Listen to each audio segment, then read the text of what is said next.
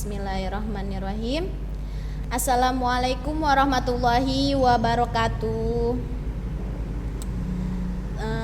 Semangat belajar anak-anak. Sampai kita ketemu lagi dengan ibu. Nama ibu Maisaro dalam pelajaran ilmu pengetahuan alam.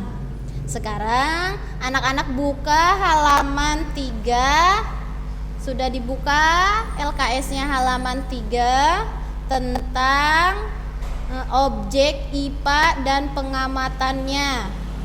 Ya, ada. Sudah dilihat? Di situ ada gambar. Pernahkah kamu mengamati sesuatu gejala alam seperti terjadinya hujan atau terbentuknya es? Nah, gejala alam tersebut merupakan contoh objek IPA. Untuk mempelajari objek-objek tersebut diperlukan suatu proses yang harus dikuasai. Salah satunya adalah pengamatan. Nah, makanya di bab ini kita membahas tentang objek IPA dan pengamatannya.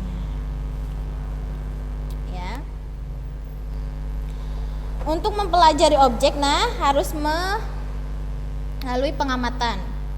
Pengamatan dilakukan untuk mengenal objek atau peristiwa yang menggunakan indera. Indera kita kan indera mata, telinga, mulut, ya, peraba, tangan, indera, semuanya indera, termasuk salah satu indera. Salah satu kegiatan pengamatan dalam IPA adalah pengukuran. Ya, pengukuran nanti dibagi lagi, ada pengukuran satuan standar pokok dan standar satuan. Pengamatan melalui pengukuran sangat diperlukan dalam IPA karena objek dalam IPA banyak terdapat kegiatan yang berhubungan dengan pengukuran besaran seperti berat, panjang, kecepatan, volume, dan lain-lain. Dapatkah kamu mengetahui secara benar dan teliti? Sekarang buka selanjutnya halaman 4. Nah, di sini ada A tentang menyelidiki IPA. Ya. 1. Menyelidiki IPA 1 tentang mengamati. Mengamati, lihat di LKS-nya. Mengamati. Kegiatan pengamatan merupakan proses untuk mengenal objek dan peristiwa menggunakan alat indera. Tuh, dibagi. Ada melihat, mendengar, mencicipi, meraba, mencium, mengukur, ya. 1 tentang mengamati yang pertama yaitu melihat. Apa itu melihat? Merupakan jenis pengamatan yang menggunakan mata. Nah, kegiatan ini dilakukan untuk mengetahui bentuk, penampakan atau wujud warna suatu objek dan peristiwa. Selanjutnya mendengar. Mendengar merupakan jenis pengamatan menggunakan indera telinga untuk mengetahui suatu objek yang berupa bunyi atau suara. Ya. Lanjut lagi mencicipi. Nah, indah kecap, ya, mencicipi. Merupakan jenis pengamatan menggunakan lidah sebagai indera pengecap untuk mengetahui objek yang berupa rasa suatu zat. Yang selanjutnya meraba. Meraba merupakan jenis pengamatan menggunakan indera kulit untuk mengetahui objek yang berupa panas, dingin, tekstur kasar dan halus. Ya. Selanjutnya mencium. Mencium merupakan jenis pengamatan menggunakan indera penciuman untuk mengamati objek yang berupa bau dari suatu zat. Selanjutnya mengukur. Mengukur merupakan jenis pengamatan ini oleh dibantu seperti penggaris. Nanti belajar lagi penggaris, jangka sorong, ya nanti dibagi lagi tuh, ada masa jenisnya masing-masing. 2. Tentang mengelompokkan. Apa itu mengelompokkan? Mengelompokkan merupakan cara menggolongkan suatu objek dengan mengamati persamaan dan perbedaan ciri yang dimiliki. Objek dengan ciri yang sama digolongkan dalam kelompok yang sama. Itu 2. Kelompokan, pokoknya dikelompok-kelompokkan sesuai jenisnya masing-masing. 3. Menggunakan alat. Saat melakukan pengamatan gejala alam, terkadang diperlukan alat bantu. Alat bantu yang digunakan dapat berupa alat laboratorium atau alat ukur.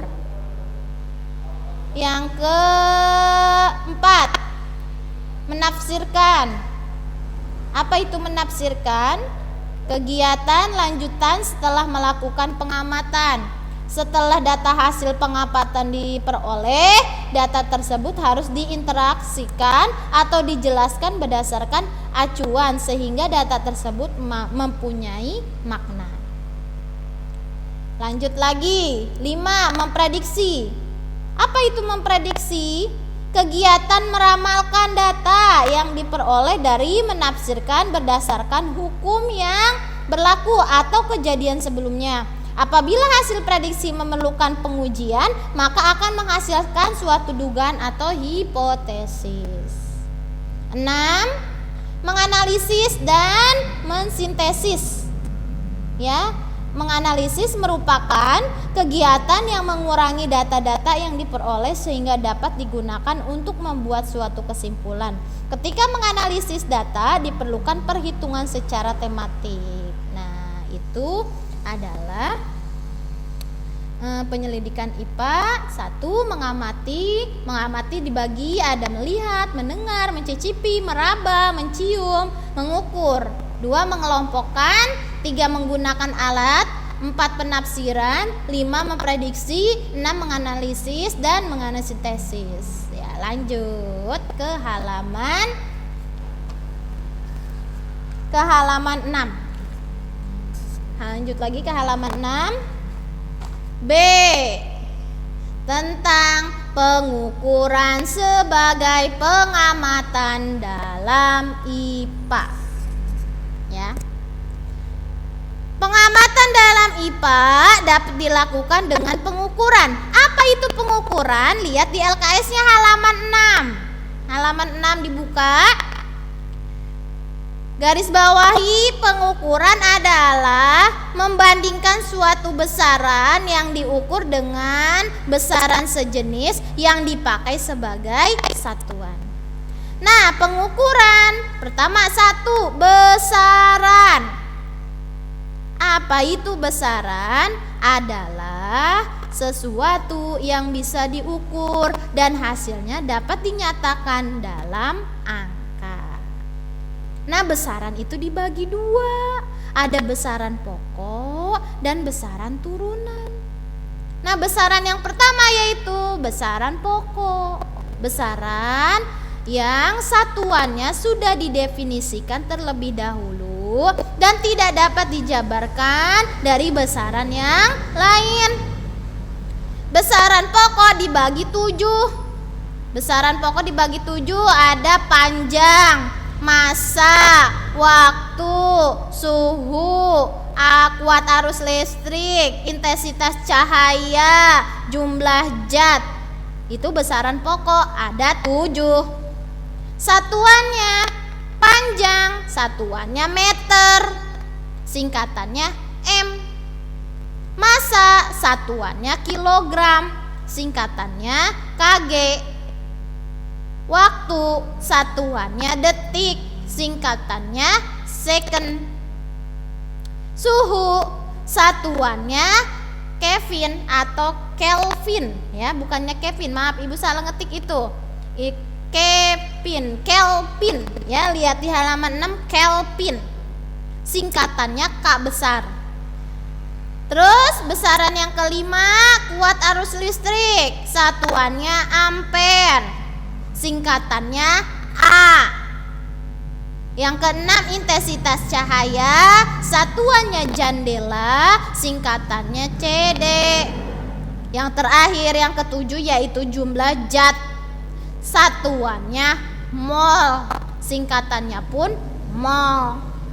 Nah, itu adalah besaran pokok. Jadi besaran pokok ada 7: panjang, massa, waktu, suhu, kuat arus listrik, intensitas cahaya, dan jumlah zat. Harus ingat tuh, panjang satuannya meter, massa satuannya kilogram, waktu satuannya detik, suhu satuannya Kelvin, kuat arus listrik satuannya ampere, intensitas cahaya satuannya jandela, besar jumlah zat satuannya mol. Lanjut lagi yang bawahnya di LKS masih halaman 6. Besaran yang kedua, setelah besaran pokok sekarang besaran turunan. Besaran turunan adalah besaran yang satuannya diturunkan dari satuan besaran pokok. Jadi dari berasal dari gabungan dari besaran pokok yang tadi 7, ya. Nah, di sini ada 10 besaran turunan: luas, volume, massa jenis, kecepatan, percepatan, gaya, usaha, daya, tekanan, momentum. Nah, di sini besaran pokoknya, ya. Penjabarannya, luas gabungan dari panjang kali lebar, singkatannya meter persegi, ya. Volume, gabungan dari besaran pokoknya panjang kali lebar kali tinggi, singkatannya meter kubik. Nah, itu maaf salah tulisannya, aturnya meter M3, dibacanya meter kubik, ya, lihat di LKS. Kalau M2 itu meter persegi, kalau M3 itu meter kubik, ya. Selanjutnya besaran turunan yang ketiga, massa jenis, gabungan dari massa dan volume. Massa dibagi volume, ya, singkatannya dari kilogram per meter kubik. Keempat, kecepatan, perpindahan dan waktu, dibagi waktu, singkatannya M per S atau dibacanya meter per second. 5, percepatan, di sini kecepatan dibagi waktu, singkatannya M per S persegi atau kuadrat, dibacanya meter persegi, meter per second persegi atau meter per second kuadrat, dibacanya, ya anak-anak. Yang keenam, gaya. Nah, di sini gabungan dari massa dikali percepatan, satuannya Newton atau N, sama dengan kilogram dikali meter per second kuadrat. Yang ketujuh, usaha, besaran pokoknya dari gaya dikali perpindahan, singkatannya dari Joule atau J, sama dengan kilogram meter persegi per second persegi, ya, daya Joule. Selanjutnya 8, daya, dari besaran pokok usaha dibagi waktu, singkatannya watt, bukan watt bahasa Inggris, watt buat listrik, singkatan dari W, sama dengan kilogram meter persegi atau second persegi, ya. 9, tekanan, gabungan dari gaya dibagi luas, singkatannya Pascal atau PA, sama dengan Newton per meter persegi. Terakhir, dari besaran turunan yaitu momentum. Momentum, massa dikali kecepatan.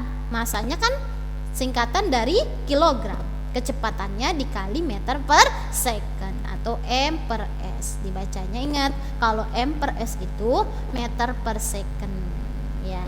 Lanjut. Setelah besaran dibagi dua tadi, besaran pokok dan besaran turunan. Sekarang yang kedua yaitu satuan. Apa sih itu satuan?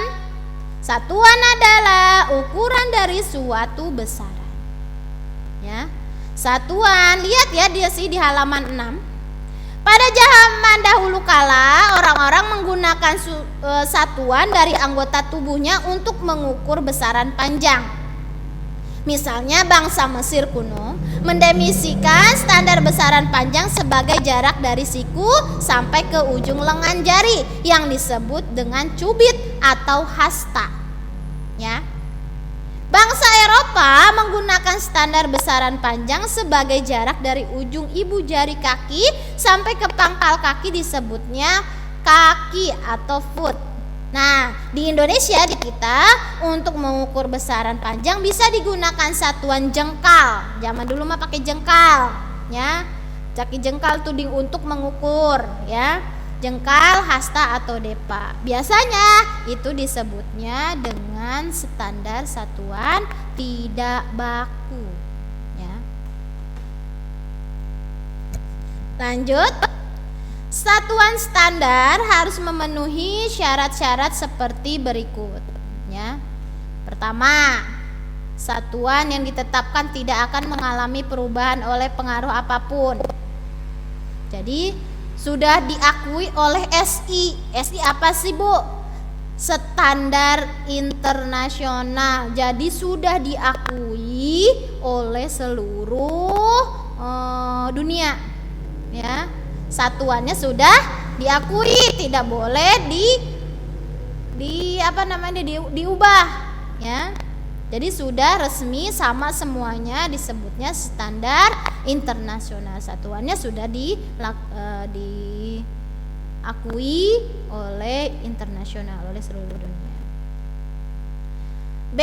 Satuan yang ditetapkan harus berlaku di semua tempat dan di setiap saat. Ya. Yang C, satuan yang ditetapkan harus mudah ditiru. Nah, sampai sini kalau ada pertanyaan nanti mudah-mudahan bisa dipahami, karena tidak bisa menggunakan sesi pertanyaan. Untuk selanjutnya, jika sudah selesai, nanti anak-anak mengerjakan tugas penilaian di halaman 5 dan di halaman 9. Semoga dipahami dan bisa mengerjakan. Cukup sekian dari Ibu. Wassalamualaikum warahmatullahi